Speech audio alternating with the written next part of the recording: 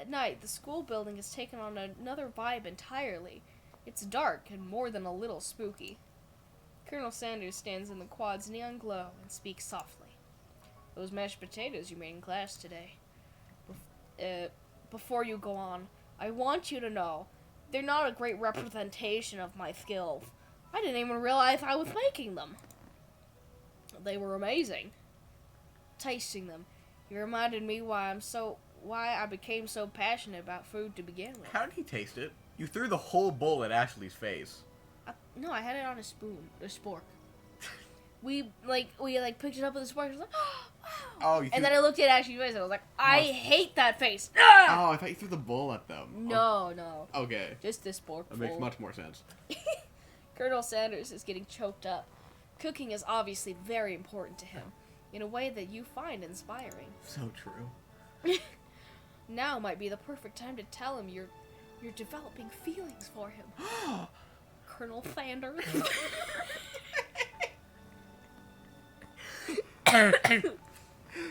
Yes, Bleth. There's something I need to tell you. Hold it right there. There's something I need to tell you first. Oh, jeez. You see, when I was just a boy, I had a dream that one day I would be the greatest chef the world has ever seen.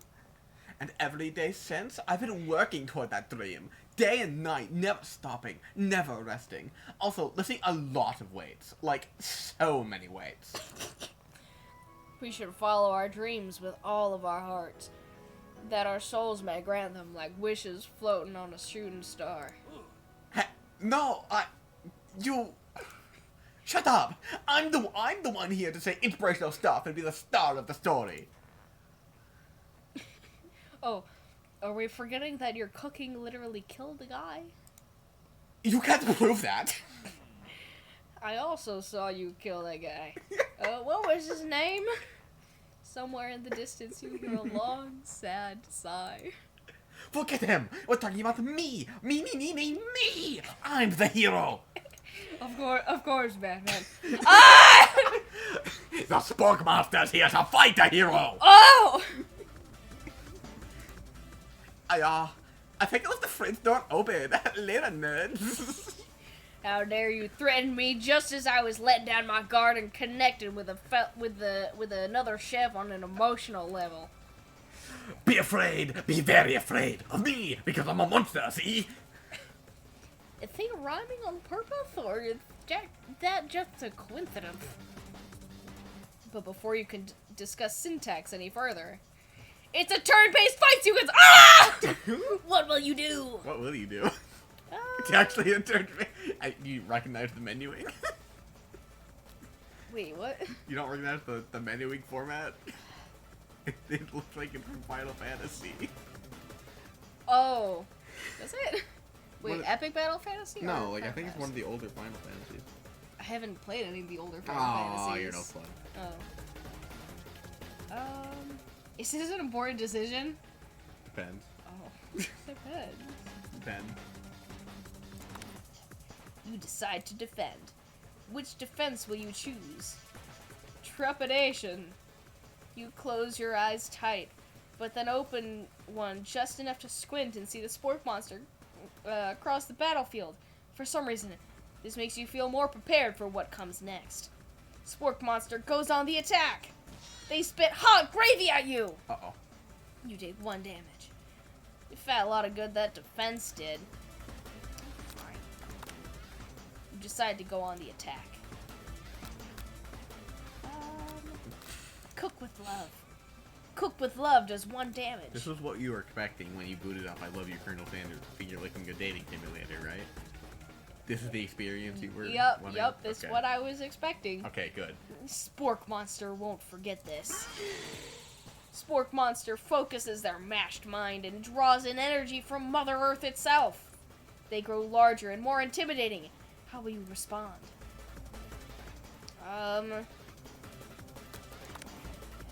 Defend. Welcome.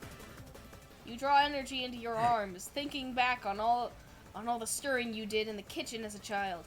Your muscles grow super swole, and you're ready to take on anything. Spork Monster is no quitter. Buffed up and ready to rumble, they go on the attack once again.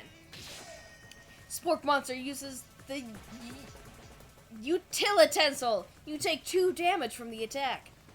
If you take much more damage, you're not going to survive the battle. Attack. Eat it. Eat it. Powerful blow. Spork Monster is oozing with cheese sauce onto the lawn of the quad. I wonder who is going to have to clean that up. Feeling vulnerable, Spork Monster prepares for its ultimate attack, Rounded Edge. Vile villain, your reign of terror stops here! Colonel Sanders summons the energy of 1,000 chickens! It's just like in Zelda. That's the summoning staff right there. Pot Pie Power Pinch! Pot Pie Power Pinch does 10 damage. Spork Monster is defeated. You saved me. An injured Spork Monster spews steam into the night.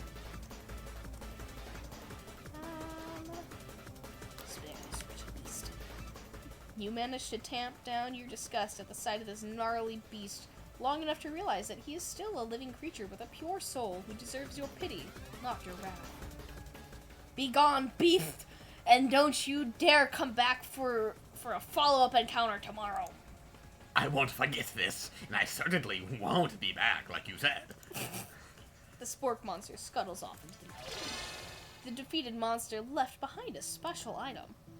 It appears at first to be a cookbook, but upon closer inspection, it's so much more. It's a book of magic spells, with a golden chicken on the cover.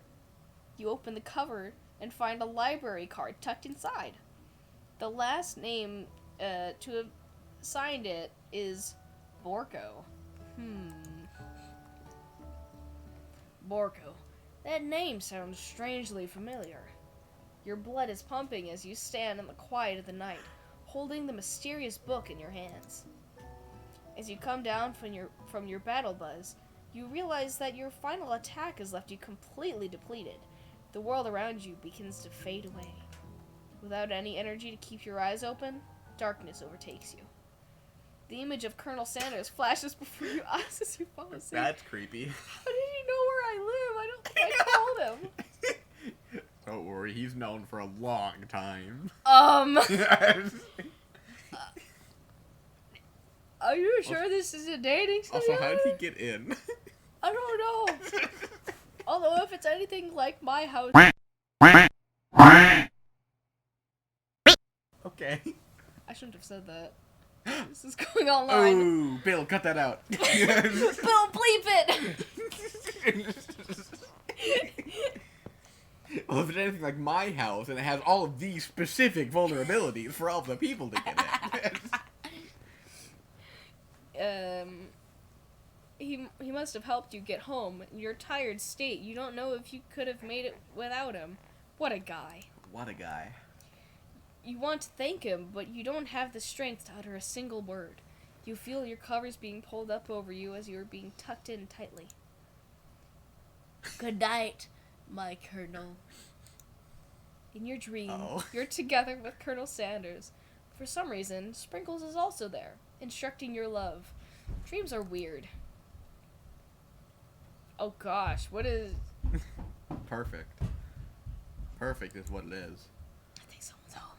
I want my dreams to look like that.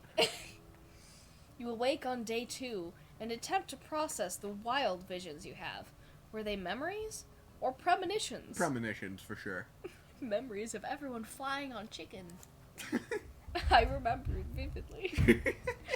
You lie in bed and stare at the ceiling, thinking about the secret ingredient you discovered while tasting Colonel Sanders' cooking yesterday. You can't believe he really used... I can believe it. That sounds like him. And then there was that secret ingredient that Colonel Sanders went ahead and told you outright. Not much of a secret, huh? It's probably just because he already trusts you so much. Sure, that makes sense. We'll go with that. You meet up with your bestie in front of the school. Before you can tell her about the encounter with the Spork Monster, she launches into a story of her own. Okay, I know this might sound a little strange, but I think I might be, I think I might like Clank. Like him? Like? I know it sounds like it's moving too fast, but there's something about him. I like him. Like him. We got to talking after class, and he's actually a totally sweet guy. Not only that, but he's really smart.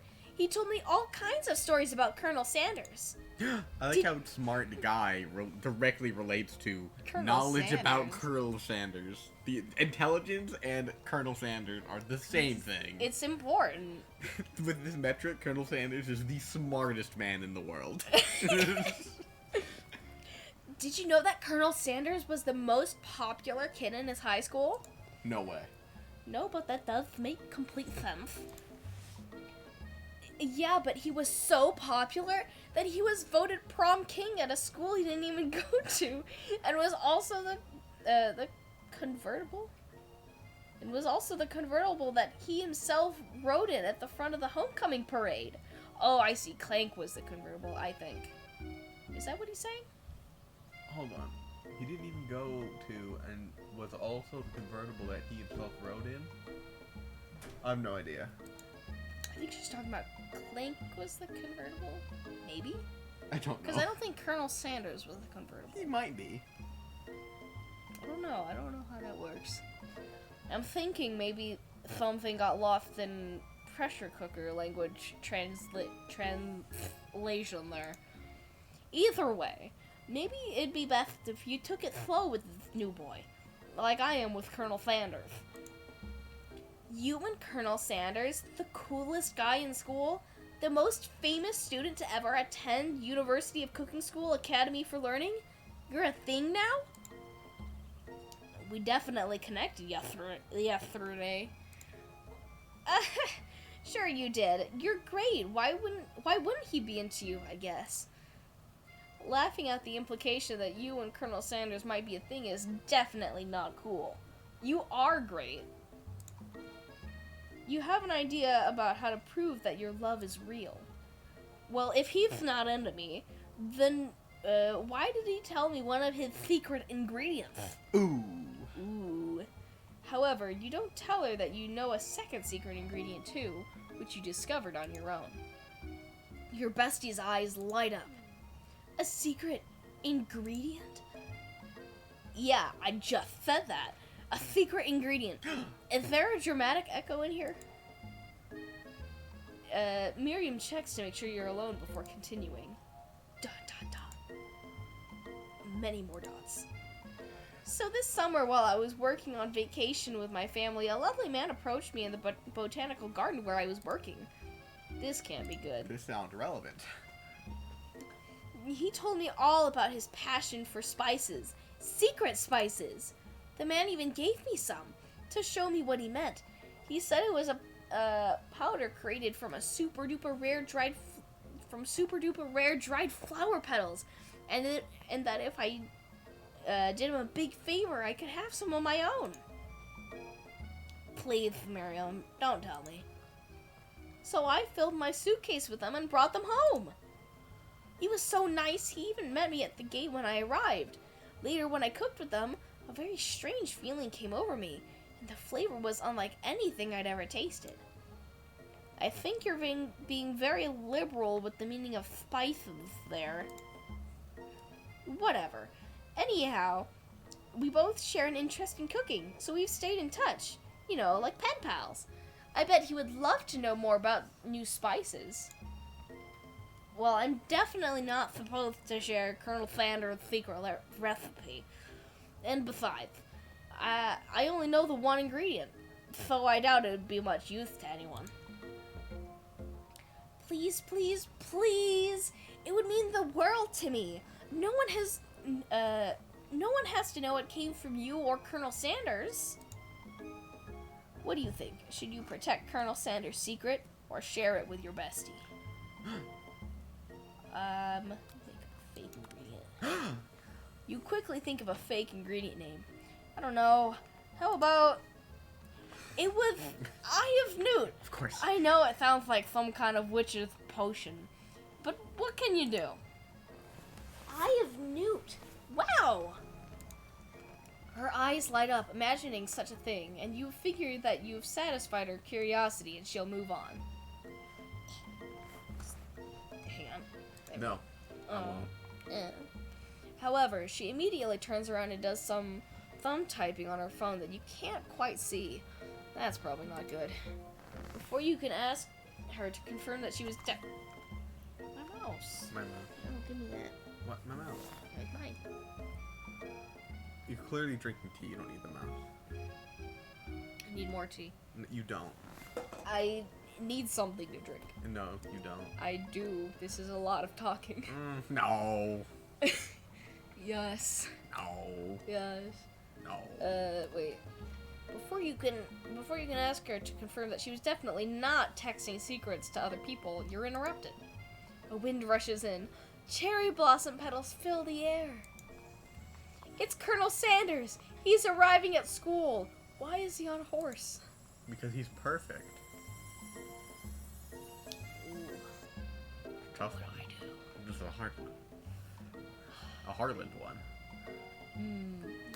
Wait, what is that? Is it the options button? What? Yeah, This. that's like the menu. Okay.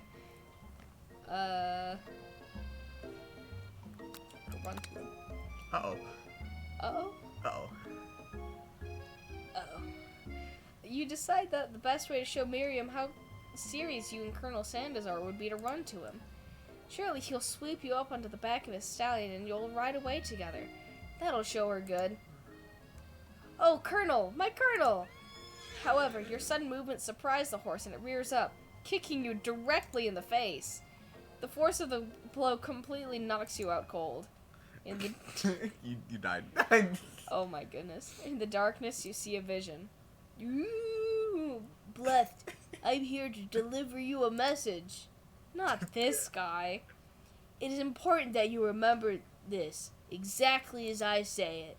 If you forget, the world could end, so you know it's serious.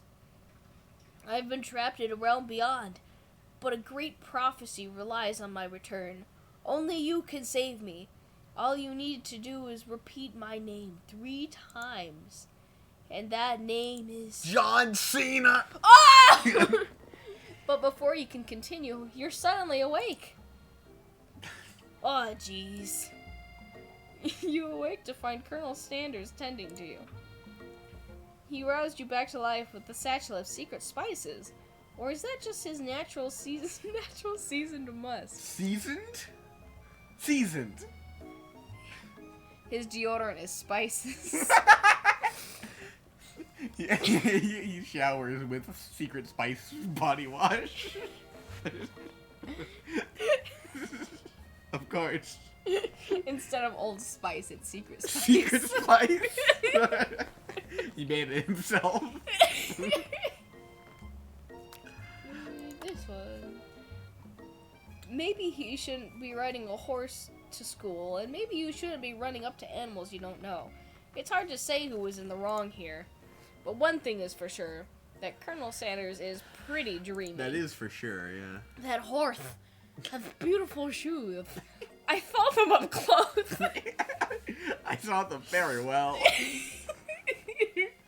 If you can't tell from the horseshoe stamp on my face and my very broken nose. I could really feel how smooth and sturdy they were. They were pressing into my face. You liked that. It's a good thing I got kicked in the face. That's nice to hear. No one truly appreciates good craftsmanship No anymore. one appreciates good craftsmanship.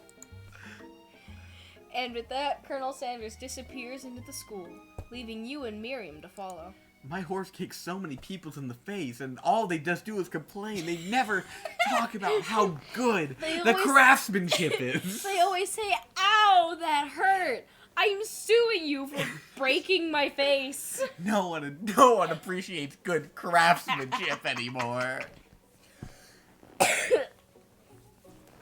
When you enter the classroom, you see your 2 rivals. Ashley and Van are doing something bad. By the way they're hiding, you know it must be really bad. Hang on, I need to get it. Bill, cut this out.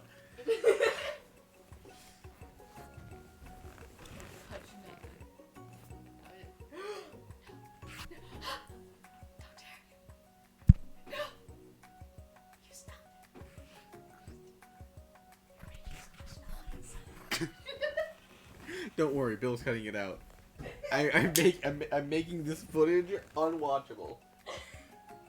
So he has to cut it out.